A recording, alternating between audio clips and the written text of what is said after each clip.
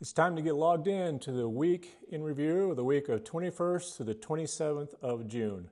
As usual, it was a busy week. We do know next weekend is the 4th of July, and I encourage you to come to Lewistown for all the festivities that normally happen, plus out the fairgrounds, beginning at 2, where we'll do an opening ceremony put on by the American Legion and also a reenactment of the signing of the Declaration of Independence by the Judith Mountain Players.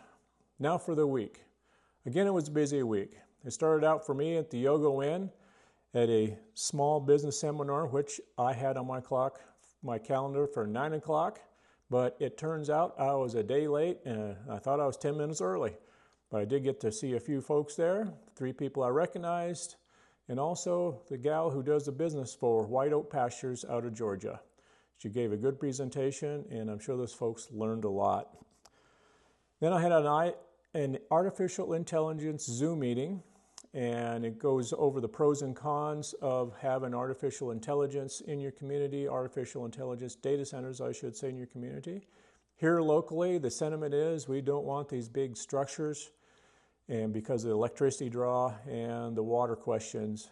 The seminars I'm seeing mostly talk about, the benefits of artificial intelligence, and we in Montana, we just want to make sure that if it comes to Montana in terms of a building, a hyperscale artificial intelligence data center, that they come on our terms.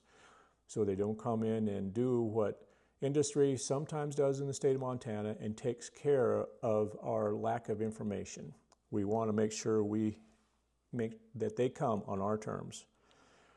Then I went to Helena for legislative days this week. And it started out on Wednesday with a meeting put on by the Leadership Institute with emphasis there on, its primaries are over, it was nasty. Now we got to come together and get through the general and get our legislative agendas put together. The next day, Thursday, was back up at the Capitol, and we had a plenary session there. We had training primarily on ethics, money you can accept, how you can accept, gifts you can accept or not accept. And, it was all in code, is all in the law, I should say, in Montana Code annotated. And it was a good, thorough training. Other topics we covered there through the next 2 days are wildfire funding. It didn't have to do with the anticipated fire season. It had to do with how fire is funded. And there's some ideas there that we need to pay attention to, because some of it has to do with taxing jurisdiction and also just exactly where all these fires occur and who needs to participate in paying for them. Also had another thing at the legislative days on data centers. It turns out is more like a cheerleading session for data centers. It was presented by the Montana state government, and it was kind of getting redundant here when it comes to, the complaints about electricity and water. I maintain those 2 issues are technically solvable, and we do need to make sure that they are solved before a large hyperscale artificial intelligence data center comes into the state of Montana. But they are solvable problems. My issue with artificial intelligence is the AI of AI, which basically means artificial intelligence can do some things that maybe it shouldn't be allowed to do, or maybe it's doing things that it's already doing that we don't know it's doing. Then we need to find out, and if it's a function that AI should be doing, we need to get it back, rein it in, make sure there's some guidelines to it.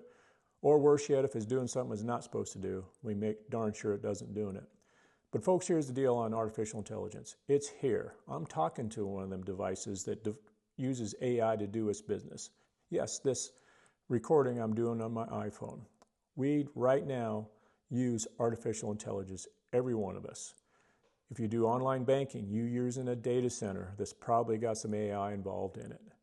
We have multiple data centers in the state of Montana. Depends on who you talk to and who you listen to. We have up to 12 to 30 data centers in the state of Montana. So all the things we're hearing about data centers has to do specifically with hyperscale artificial intelligence data center. So we need to refine the problem and make sure we define everything properly, make sure we get some regulation, legislation, law around making sure it treats Montana well. Then we had an OpenAI ChatGPT training up at the original Montana Club in Helena. It's a great building. I don't know if you've ever been there. It's really a cool building. But that discussion there, training, showed what you can do with artificial intelligence, which is actually pretty neat. But again, we need to make sure that artificial intelligence is well regulated in the state of Montana. And also another breakout session at Legislative Days was about the judicial system in the state of Montana. As I informed you last week, I was at the courthouse here in Lewistown with Chief Justice Corey Swanson and also District Justice Heather Perry. And there is a backlog. Cases aren't getting heard as quick as they need to be. Clients aren't being served by lawyers as quick as they need to be because we need to create some efficiency somewhere in the system. So those are worthwhile goals to make sure that our judicial system continues to work for the citizens of the state of Montana and House District 37. Yesterday, Saturday, we had a funeral service for a good friend. He was a friend of Lewistown. He was a friend of the community-minded solutions that was put together by Angie Wright. He was on the board. His name is Bob Gackey. I got to know him through a phone call when I was out on the ridge at the ranch cutting down trees for timber management fuels mitigation project. Received a phone call on my cell phone, and lo and behold, here's Roy Koch and Bob Gackey. First I'd ever heard Bob Gackey's voice in my life. Turns out he was very instrumental in helping me get Constitution class into Lewistown at the First Christian Church. I'd planted a seed about 9 months earlier with the pastors in Lewistown at the pastor's coffee that's sponsored at the First Christian Church. And 9 months later, I get the phone call. So Bob was very instrumental in helping me get on this track of being the representative for the House District 37 here in the state of Montana, because in teaching that Constitution to adults and homeschoolers, I learned that this constitutional republic that we live in must be served by those of us who live in it. We need to be civically engaged. We need to be active. That's how constitutional republics work. So thank you, Bob. He had a great life. I got to know him, and it was just an honor to get to know him. He had a great send-off up on Red Mountain in the Judas, and then at the Barnes Theater he had a reception. Well attended. Last but not least, before I go, I need to make sure and inform you that we need to get Dan Wilson, who's a judge up in the Flathead. We need to get Dan Wilson elected as an associate justice in the Montana Supreme Court. He's a constitutional-minded judge. We need to have judges who, when they have a case in front of them, the outcome is driven by the Constitution and law. And I think we need to be really super careful about his opponent, Amy Eddy. We cannot let her get into the associate justice position in the Montana Supreme Court. So with that, again, vote for Dan Wilson this coming November.